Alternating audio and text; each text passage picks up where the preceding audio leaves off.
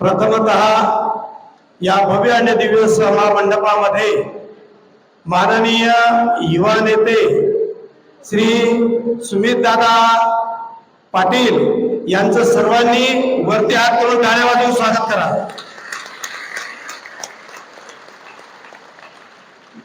संत सेना देव भव, संत सेना गुरु भव, समाज उद्धरणार्थाय सद्गुरु सेना नाथाय नमः. जय हरी. जय संत सेना महाराज की जय. भवानी जय भवानी जय भवानी.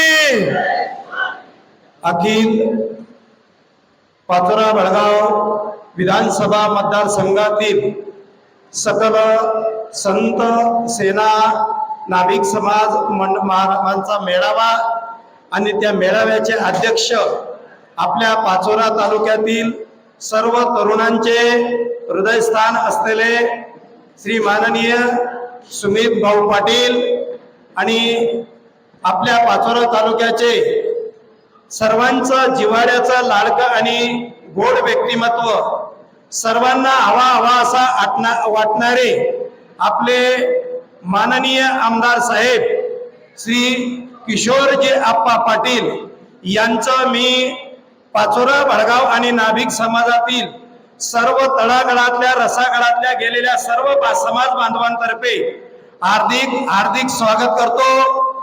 आणि दुसरं तुम्हा सर्व बांधवांना सांगू इच्छितो, या ठिकाणी आप्पासाहेब मी तुम्हाला या व्यासपीठावरून खात्री देऊन सांगतो, आजपर्यंत नाभिक समाज एवढा संघटित झालेलाच नव्हता. ज्या दिवशी समाजाचं संघटन होईल त्या दिवशी समाजाचे क्रेडिट आणि समाजाचं व्हॅल्यू जगातील प्रत्येक वस्तूला कळेल. अहो उदाहरण आमच्या गुरुजींनी आम्हाला सांगितलं, गुरुजींनी एका विद्यार्थ्याला सांगितलं, ही एक काडी घे मोडून टाक. विद्यार्थी गेला आणि विद्यार्थ्याने पायाने सहज काडी मोडली.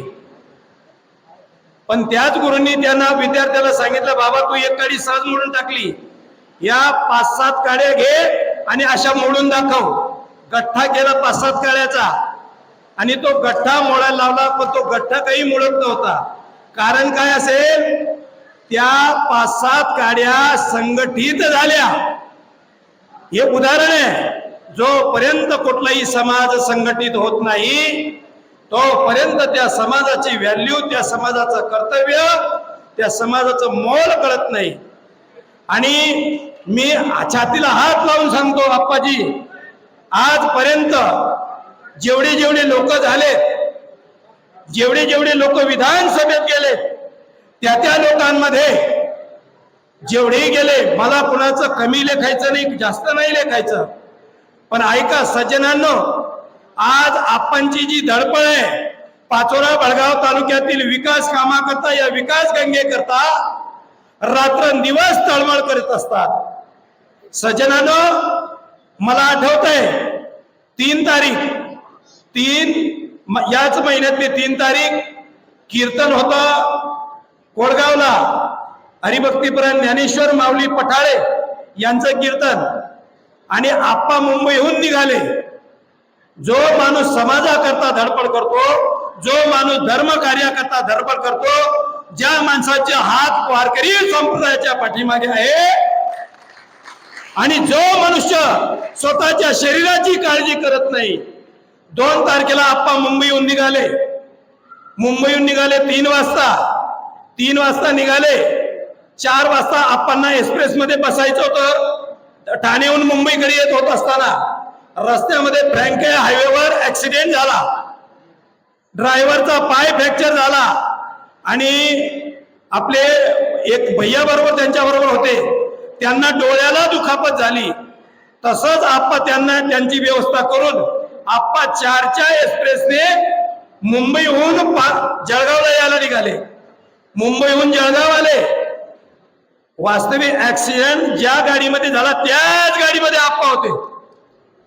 पण जो मनुष्य समाजाकरता धडपड करतो, जो धर्म कार्यकर्ता धडपड करतो, जो समाज कार्यकर्ता धडपड करतो, भगवान परमात्माही त्याच्यावर कृपेचा आशीर्वाद कायम ठेवतो. सज्जनांनो, आपा जळगावला रात्री 9ला आले. मी त्या घटनेचा साक्षीदार आहे. आमच्या रावसाहेब दादाही साक्षीदार आहेत, पदमबापू साक्षीदार आहेत. तिथे 9ला आले. 9ला वाजून 9:45 वाजता कोळगावला आले. कोळगावला आल्यानंतर पाणी, चहा पाणी, जेवण अजिबात नाही.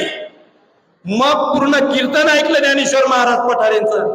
नंतर आपण आम्हाला सांगितलं, महाराज, ज्या माणसाला भगवान परमात्म्याचा कृपेचा वर्षाव देतो त्या माणसाकडे सर्व समाजाने संघटित होऊन पाहिलं पाहिजे. आणि जसं आप्पा गोरगरिबांच्या प्रत्येक समाजाच्या कार्यकर्ता धावून जातात, आप्पा, मी या व्यासपीठावरून तुम्हाला खात्रीने आश्वासन देतो, आमचा नाभिक समाज सुद्धा आता पूर्णपणे संघटित झाला आहे आणि तो तुमच्याच पाठीशी उभा आहे. फक्त आप्पांचं काम झालेलं आहे माझ्या मते. लाडक्या बहिणींनी काम करून टाकलंय. आप्पा, या तुमच्या लाडक्या बहिणींनी काम करून टाकले. भाऊ इकडे तिकडे गले गले जायचं आहे. पण मी खात्रीने सांगतो, या व्यासपीठावर या सभेमध्ये तुम्ही आप्पांच्या मार्गदर्शनाने, सुमितदादांच्या मार्गदर्शनाने आयोजन करून हा नाभिक समाजाचा भव्य आणि दिव्य स्वरूपामध्ये मेळा बोलवला. पुढच्या वर्षी आप्पांना आमदार नाही तर नामदार मंत्री म्हणून बोलवा. वादा ज्यांना सर्वांना वाटत असेल, सर्वांनी वरती हात करून टाळ्या. आप्पा मंत्री व्हायला पाहिजेत का? जय संत सेना महाराज की जय. भवानी, जय भवानी. मी माझ्या 2 शब्दाला विश्रांती देतो. रामकृष्ण.